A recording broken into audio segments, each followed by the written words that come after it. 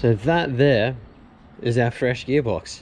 Quick bit of info on the gearbox: was built by All Drive Subaru. It has version 5 STI internals, I think it was. Then it's also got a longer 5th gear ratio, so it can bring my revs down a little bit on the highway, because at the moment it's sitting on about 100 k's an hour, 3100 RPM, which isn't great when you're doing like a 6-hour drive down to the snow. So I've got a longer 5th gear, should be good for saving a bit of fuel. And then we also got a 12 kilo center diff as well, because the 4 kilo one, it's alright for just normal, just daily commuting, but with the 12 kilo diff, you'll end up with a lot more grip, a lot more response on like loose surfaces such as dirt, snow, mud, gravel, all that kind of crap. And then especially when you're pushing it hard through the twisty corners as well. Oh, while we're at it, we also got a new clutch fork, and I needed a new boot for the fork as well, because I have no idea where the one went that was meant to be on there. It was non-existent when I took it out in the first place.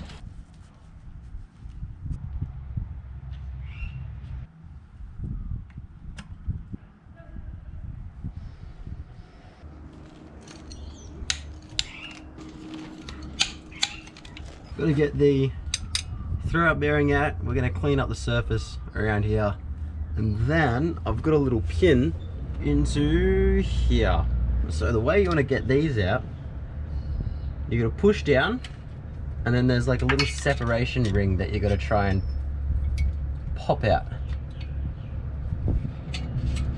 like that. There we go.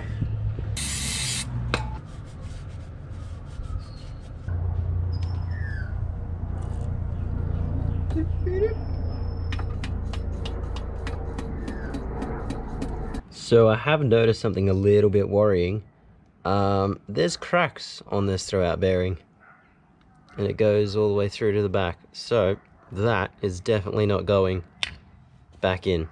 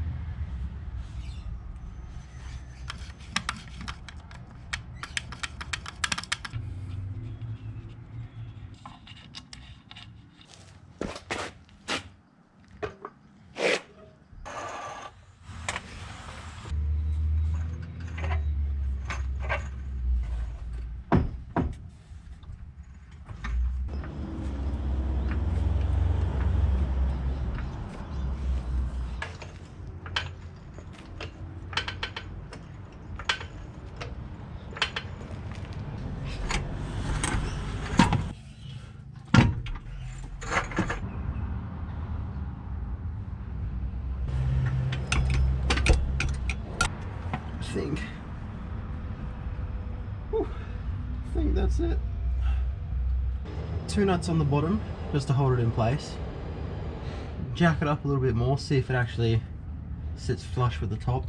It is not a job I want to do too many times on my own.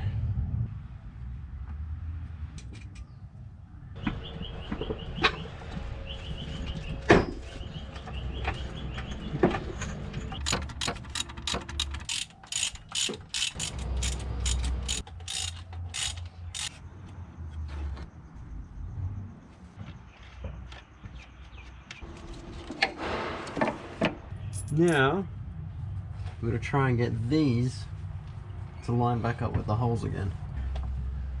Oh, there we go. It looks like it is about a tooth off.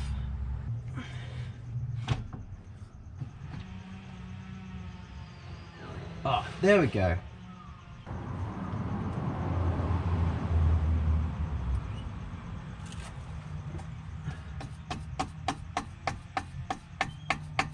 It's alright, it's lined up and it's halfway in. We can at least try to get this side in now.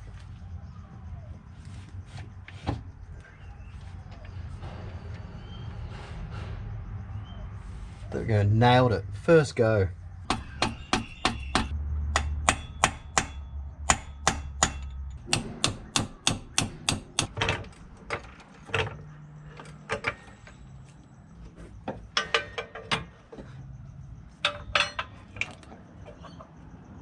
sit in there.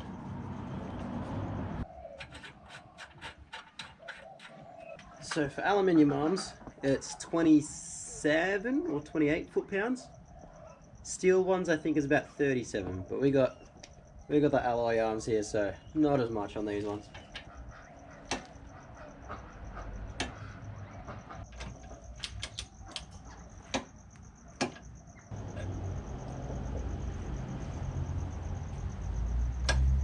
I've got some new white line bushes to go onto it, so we're going to take off there, in between there, and I think underneath there as well.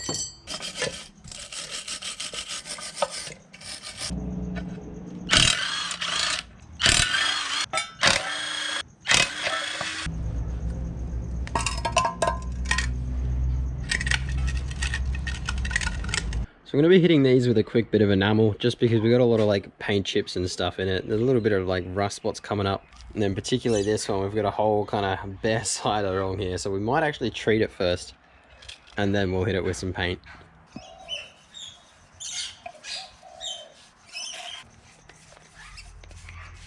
So to get the slave cylinder back on, I've got to crack open the bleed valve. So I've already got it cracked open. It's let a little bit of fluid through, so I can push the piston back in, and then I can put it onto the clutch fork, tighten it all down, close up the bleed valve. Hopefully we haven't lost too much fluid, because I don't have any, I think it's .3 brake fluid that it needs. I don't have any of that. Okay, press. Let go. Starter motor can go on. Once those bolts are in, we can start to torque everything down.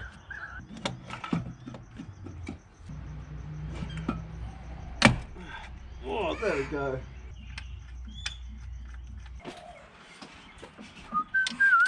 Oh, it just fits.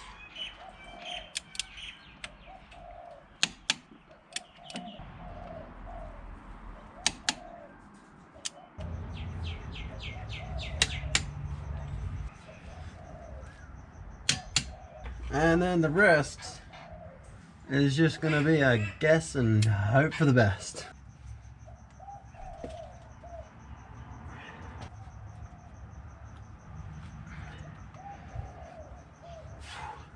Hopefully, that's all good.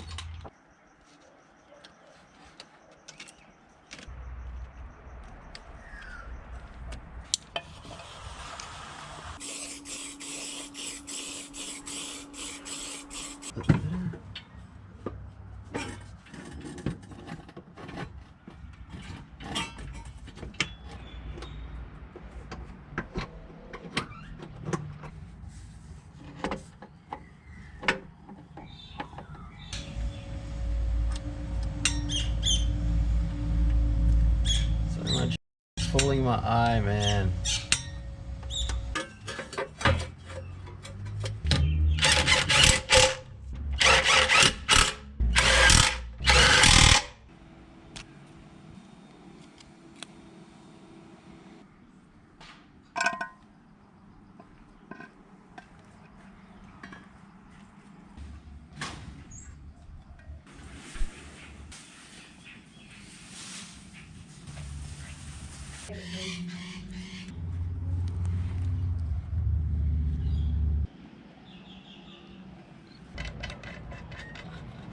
Everything is kind of loosely fitted on here. We're chucked up on here, loosely fitted up. Start torquing down the bolts on here first, and then we will torque down the stuff on the actual cross member to get it all aligned.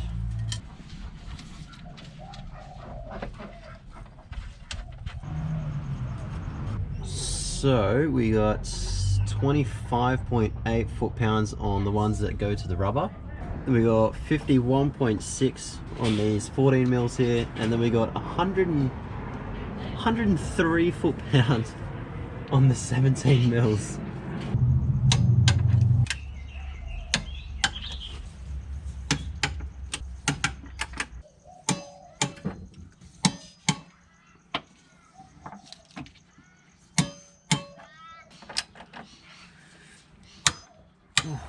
There we go. Not too bad.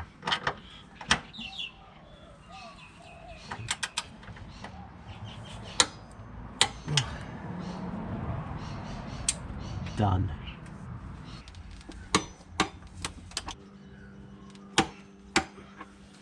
Downpipe, fill it up with oil. The final pieces to put this all back together so we can drive it. Titanium heat wrap. I got titanium because apparently this is just better, more durable, in every way superior to the fiberglass heat wrap. So we're gonna go with this. Gotta clean up the downpipe first.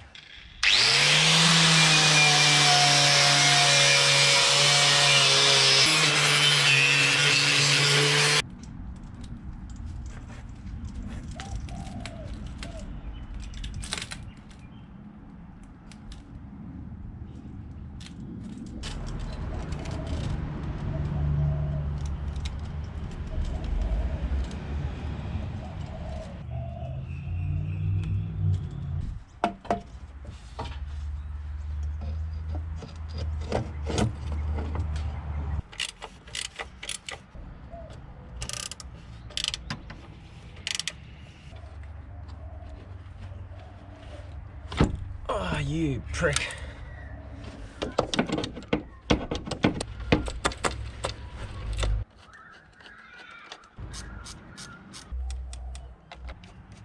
Here is the moment of truth. We just got it up in the air because I don't want any load on it just in case. All this stuff powers on, good sign.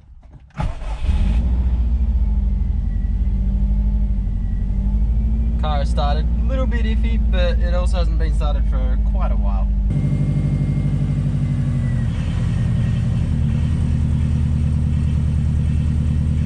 We got rotation. A little bit of a grindy sound, but I think that's just because it's been sitting a bit, so the discs are a little bit rusty. Alright, I'm pretty much just gonna kind of like roll through the gears a little bit, just make sure everything goes into place, and then we'll go for a drive.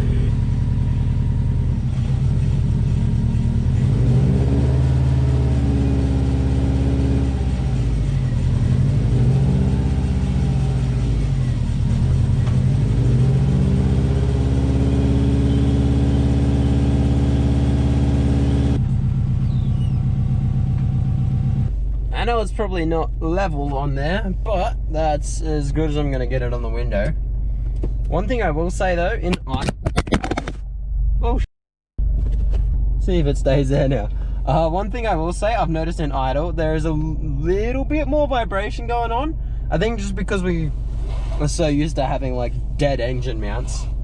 The new ones on here have kind of locked everything down again, and they're a little bit stiffer than factory as well, so. But I will say that felt exceptional to shift. It's so nice to actually drive this car though. I don't know how many of you guys have seen the other videos where I've done a little drive in the car after I've done something, but there's usually a really loud whining noise that you get so used to, and it's so quiet in here now.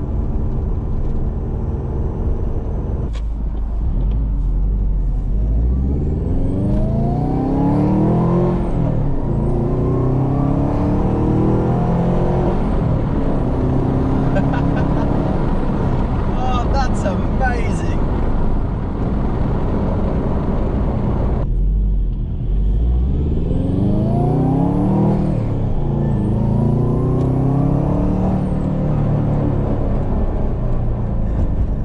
This is so good. I'm so happy with this. It was definitely worth the money. That's gonna be it for this one. There's still a few more things I want to get done to the car before I do like a big drive video, but yeah, and just go and enjoy the car for a little bit.